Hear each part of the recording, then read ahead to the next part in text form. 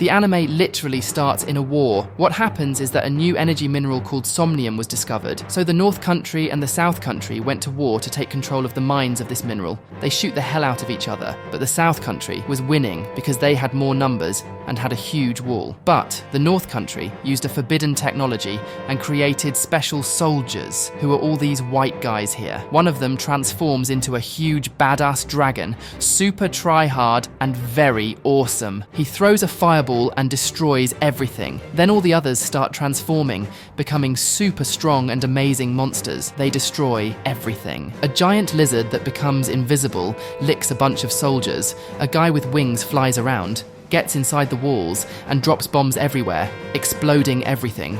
A giant destroys the wall. This girl jumps on top of him, screams, and knocks out a bunch of soldiers. This snake guy eats other guys, and basically, they destroy everything and everyone. Because it's impossible to compete with them, they are special soldiers, so the North City, which was losing, managed to win thanks to this. People compared them to gods because they were so powerful and called them Incarnates. After that decisive battle, Kane and Hank, who is our main protagonist, meet the governor of the North City, who thanks them for basically carrying the war, and they apologize for not arriving earlier because many soldiers died. The governor didn't care about the people dying and tells them not to worry, that it's nothing, that they are surely happy to die for their city. Yeah, sure, but the Incarnates didn't like what he said at all, so it seems they are good people. Here we are introduced to Elaine, who is the creator of the Incarnates, and it seems our protagonist and Elaine like each other. Our protagonist meets his comrades who were celebrating the victory, and here it's revealed that our protagonist is the captain of the Incarnates. Hank starts talking with Will, one of the Incarnates, and during the talk Will mentions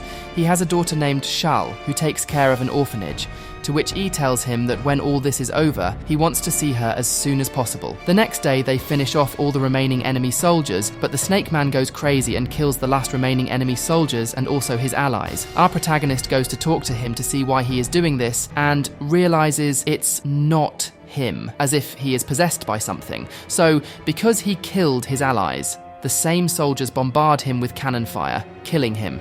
Apparently, what happened to the Snake Man is a disease of the Incarnates. He was the first, but very possibly it will happen to all of them sooner or later, unless Elaine finds a cure. They burn the Snake Man's body, and our protagonist tells all the Incarnates that if any of them lose control, they themselves will have to stop or kill them. They have some difficult fights. Later, he motivates them and tells them that tomorrow will be the last big fight to take control of the capital. When they win, our protagonist will ask Elaine out, and everyone is invited to celebrate. They all get very motivated.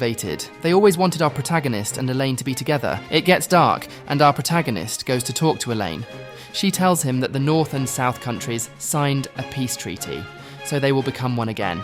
But the problem is, the Incarnates have no place in this piece, so this happens. The bullet seems to have something special because our protagonist can't move. Elaine tells him that all the Incarnates, besides looking like monsters, at some point will lose control of themselves and their powers. She tried to find the cure, but couldn't. And if the Incarnates lose control, they could kill all of humanity, causing losses greater than the battle itself. So, as the creator of the Incarnates, it's her duty to take care of them. She starts crying, hugs him, and tells him not to worry because she will soon join them too, meaning she will also delete herself. Then Kane appears, because Elaine asked for his help to kill the entire squad and then themselves. Or that was her plan. But Kane shoots Elaine. Kane starts laughing like a psychopathic villain, and our protagonist's eyes close. He opens his eyes and wakes up in a bed. Here we are introduced to her, Lieutenant Liza. Our protagonist was promoted to Sergeant Major, and Liza tells us that he was in a coma for 2 months, that Elaine has not been seen since they found our protagonist, that the Incarnate squad disbanded, and Kane sent them home.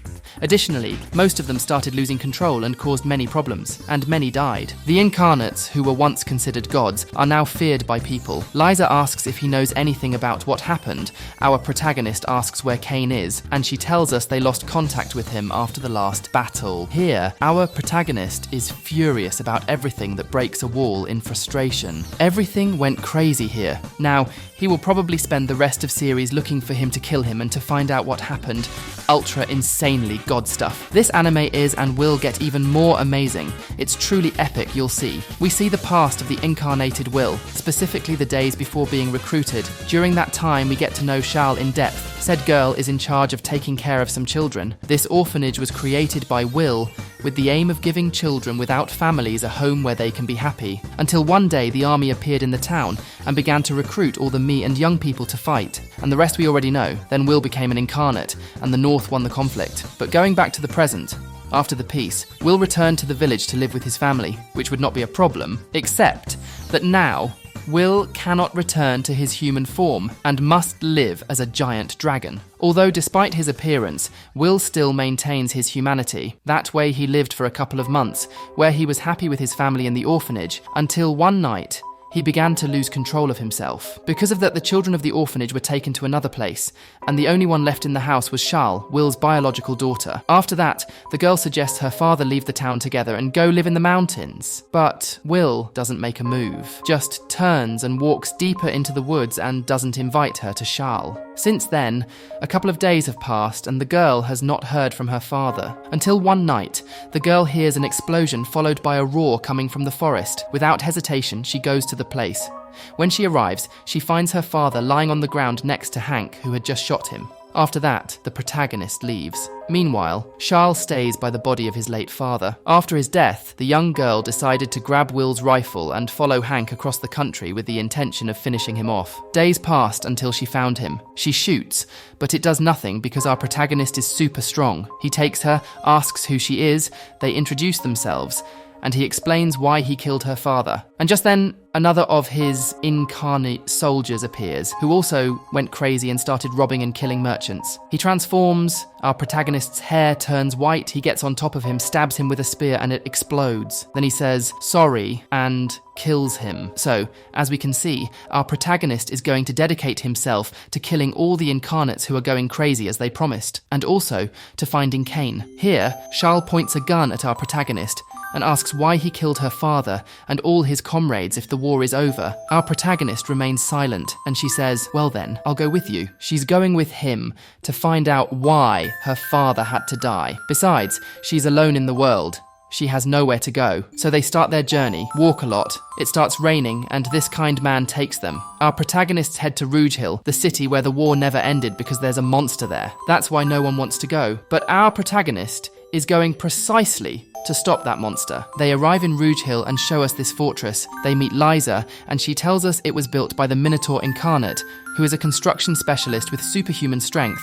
Schaal keeps trying to prevent our protagonist from killing the Incarnates. Here, Liza explains that yes, the Incarnates saved them in the war, but now the vast majority are going crazy, and they need to protect the citizens. Here, Liza shows what our protagonist gave her, which are bullets that can kill the Incarnates. They are god-killing bullets, but these are replicas. They are not as potent as the originals, but still work. Schaal wakes up our protagonist in the middle of the night, and the two go to infiltrate the Minotaur Incarnate's fortress. They find a bunch of human skeletons who fell into the traps of this fortress, and Schaal accidentally activates one. A saw falls from above and was about to kill her, but our protagonist saves her just in time. They keep walking. Our protagonist leaves Schaal behind because things are going to get heavy and he doesn't want anything to happen to her. At that moment, Liza arrives to take her away. Schaal says no because she wants to know why our protagonist is doing all this. She convinces her, Liza activates the door, and they both enter together. Meanwhile, our protagonist encounters the Minotaur Incarnate.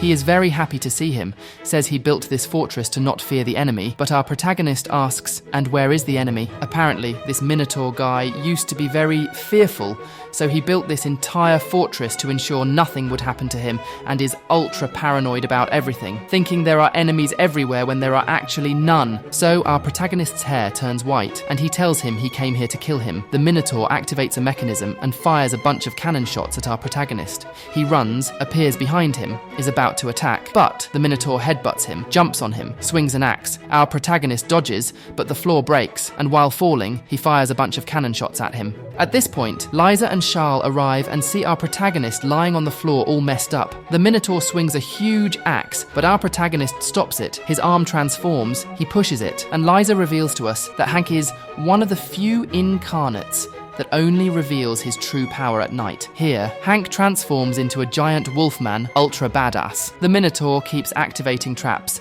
Our protagonist keeps dodging them all, jumps and cutting him with his claws. That's so epic. Our protagonist defeats the incarnate Minotaur and shoots him, killing him. So another crazy incarnate down.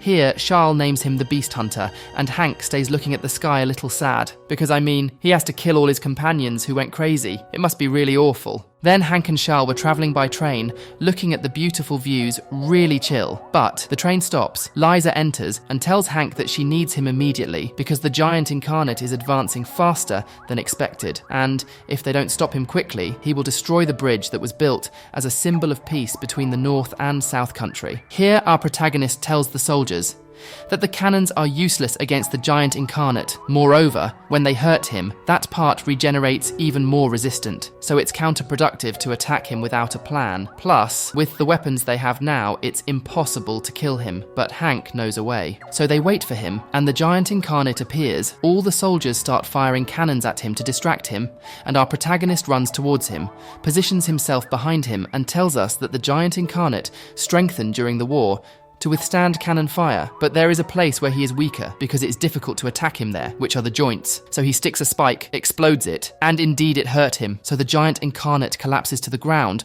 while the soldiers try to pin him to the ground.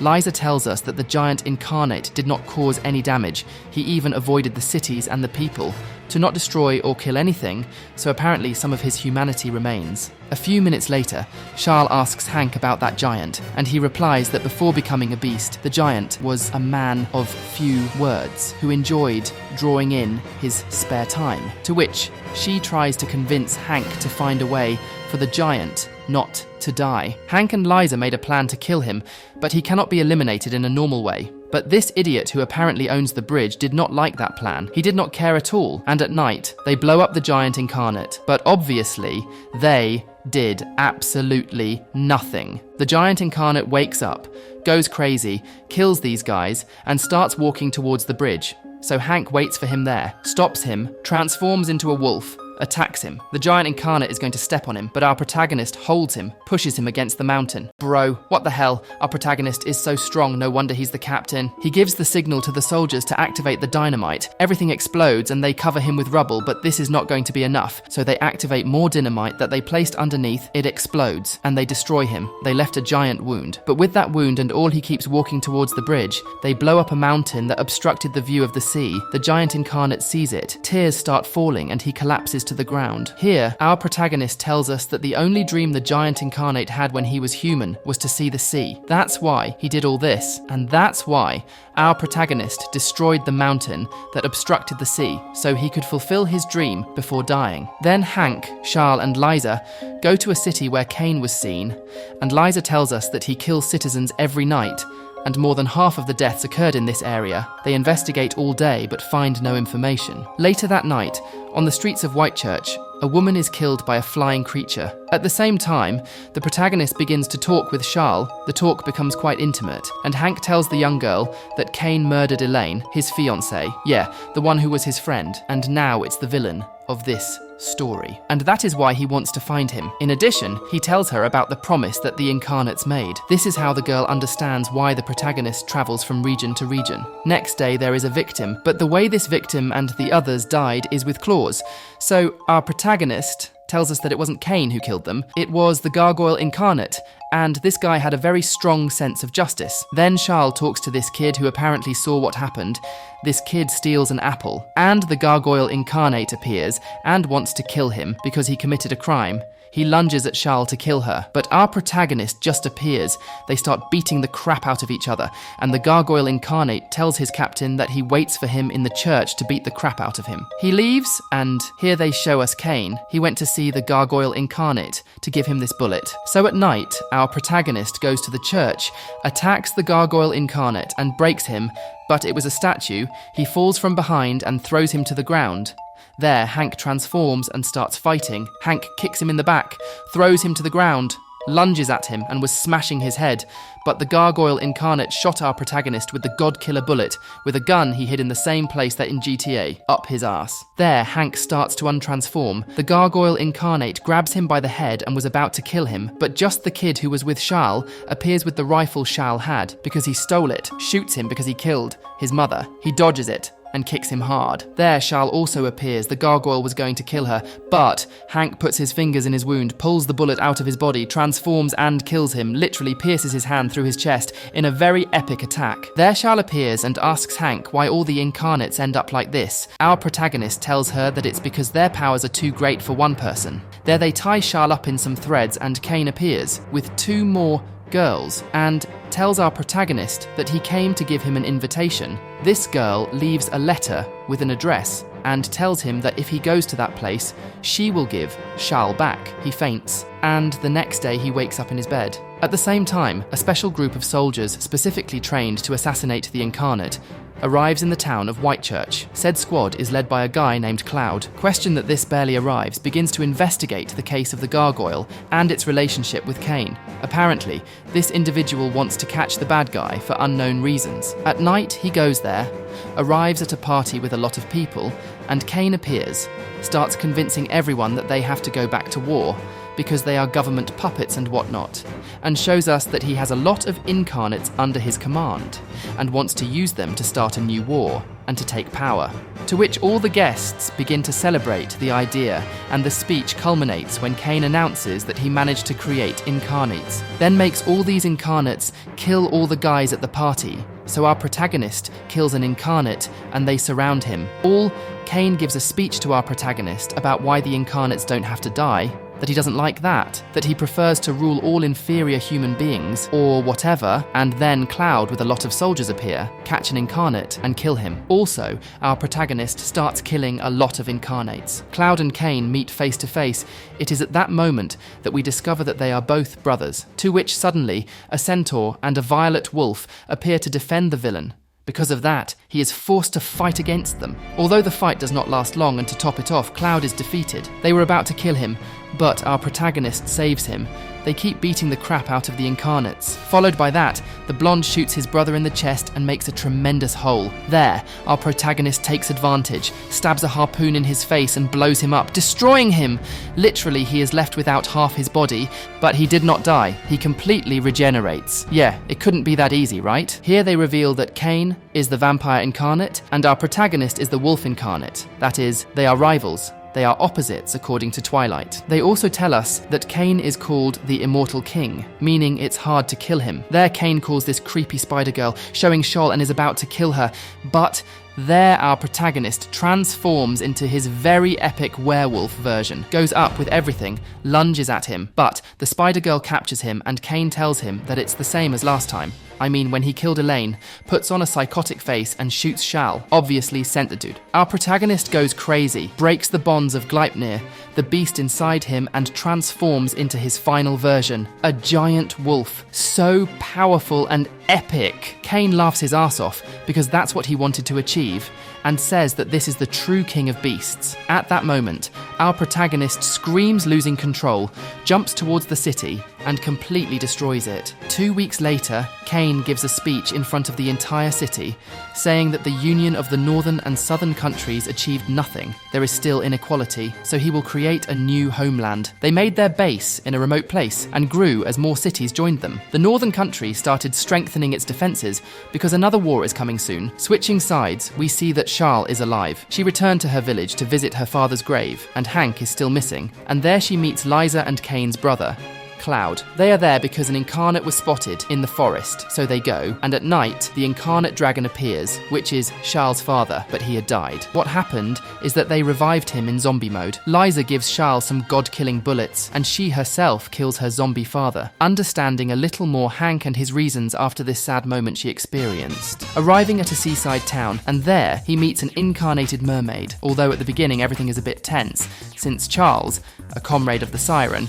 points a gun at her, although in the end the vibes lightens. The thing is, when the little girl and the mermaid meet, they both start talking. The mermaid tells him that before the civil battle, she was an incredible singer. However, when the war ended and she returned to her town as a mermaid, people treated her differently. In fact, no one ever wanted to hear her sing. Due to the rejection, she decided to live away from the citizens. And to pass the time, he does what he does best, sing. The thing is, listening to the story of the Incarnated, Schaal begins to feel hopeful, since perhaps the Incarnated can live in peace with humans. Since then, she visits the mermaid every day. In that, Cloud warns her to be careful, and not to wander around the city alone, or something might happen to her, since the citizens of the place do not get along with the soldiers, or with anything else that reminds them of battles. In parallel, we see how Charles plays the piano, and begins to remember the days when he played the piano for the mermaid. Suddenly, 3 men break into Charles's place to ask him things related to the Incarnates, and he tells them that he doesn't know anything. However, those guys insist so much that he is forced to smack them, and one thing led to another, so he was shot by one of the 3 men. Not happy with that, said individuals set fire to the premises. Question that Charles manages to escape somehow, and arrives at the lair where the mermaid is to ask her to escape before the people of the city find her. To which, after a while, he tells her that he will no longer be able to play the piano for her, and, as expected, Charles dies. Due to all of the above, the mermaid swells her eggs so much that she decides to make everyone pay. Thus, the incarnated woman uses her siren powers to hypnotize the citizens. As you might imagine, Cloud's squad doesn't sit idly by, and before long they basically turn the mermaid into a colander, and with her last strength, the incarnated woman begins to sing, and after that show, she dies. Time passes, not sure how much because they don't say, and Cloud tells Schaal that they found traces of our protagonist, because yes, he hasn't appeared since the last fight. And speaking of him, we see an incarnate beating him up, trying to convince him to join Kane, keeps beating him up and was about to kill him. But just then he transforms and beats him to a pulp. The problem is that he remembered when he killed many people in the war, so he de-transforms. The Incarnate takes advantage and beats him up again. Then soldiers and Schaal appear, but part of the floor collapses and our protagonist falls to the bottom of an abyss. But don't worry. He's alive. He confesses that he no longer knows if what he's doing is right, because the more he uses his powers, the more he loses himself. So he's probably losing control too. To which he is thinking of using a grenade and dying next to the other, kamikaze style. And Schaal, upon hearing the main character's plan, is immediately horrified and tries to prevent him from carrying it out. The Incarnate charges at him, but Schaal appears, shoots him in the leg, and tells our protagonist not to give up, that if he loses control, she will kill him herself, so not to worry. And because of those words, Hank even feels accompanied, thus starting an epic battle. Our protagonist then transforms and gives a huge punch to the Incarnate. He gets up and they start beating the crap out of each other. Our protagonist punches him in the chest and pierces him from side to side. Our protagonist kills him, so another Incarnate down. Days go by, and Cloud tries to act tough with our protagonist to get information from him. It's funny because he acts like he's in control, but if our protagonist wanted, he could break the rope and beat everyone up. But well, let's let him be happy thinking he's powerful for a little while. Then they all go to kill the Incarnate Centaur. They set a trap for him to come out. He starts chasing our protagonist. They capture him and shoot him to pieces among a bunch of soldiers. But he heals immediately, tells our protagonist that he has become much stronger since the last war, and leaves. He reaches Kane's base because yes, Kane has built an army of Incarnates, and this is the base fortress. Our protagonists are preparing for the fight. They prepared trenches, tents, medicine, etc., because the final battle is coming, a war. Schaal and our protagonist laugh, get along very well, and motivate each other. And the next day, the war begins. Both sides fire cannons, and our soldiers start attacking the fortress. After many shots, many cannon shots, and many deaths on both sides, evening comes, and the Incarnate Centaur appears. He shoots arrows at some soldiers, throws bombs, kills a bunch of guys. The soldiers trap him. He falls. Our protagonist harpoons him and blows him up. His arm disappears, but it regenerates. Night falls, and our protagonist transforms, charges at the Centaur Incarnate, and they start beating the crap out of each other.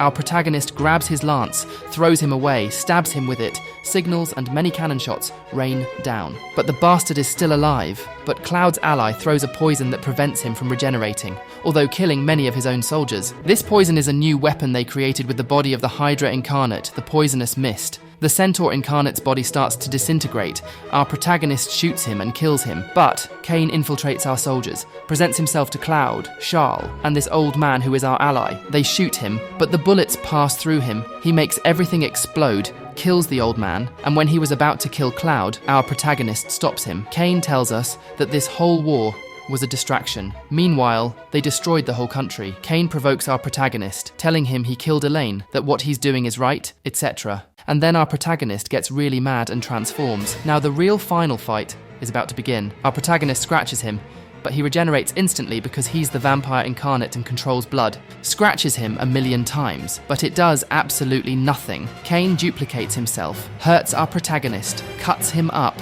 making him a mess. They keep fighting. Meanwhile, the other soldiers continue shooting each other in the war. Day breaks for his part. Kane is still intact. In fact, he mentions that he can continue for several more hours. The fact is that the villain gets tired of fighting and decides to deal a fatal blow to Hank. And suddenly, Schaal tries to protect our hero, seeing that something snaps in Kane's head, causing him to lose his sanity. Then, Kane goes crazy and charges at our protagonist and Schaal, but our protagonist, in an extremely cool way, stops the attack. And here, our protagonist starts transforming into his final form. Dude, the transformation is so cool, it's insane. Well, as you saw, he becomes extremely badass and powerful. Our protagonist charges at Kane, gives him a huge punch, smashing his face in and beating him to a pulp. A huge explosion is created by our protagonist's punch. He stands in God mode, literally, and admires how he destroyed his enemy. He de-transforms, because you can't stay ultra cool all the time. I mean, it gets tiring. Schaal goes to help him, but the bastard is still alive. He looks back, and the war is over. Our side won. Kane tells our protagonist that they will meet again, and that's how the anime ends. Subscribe for more.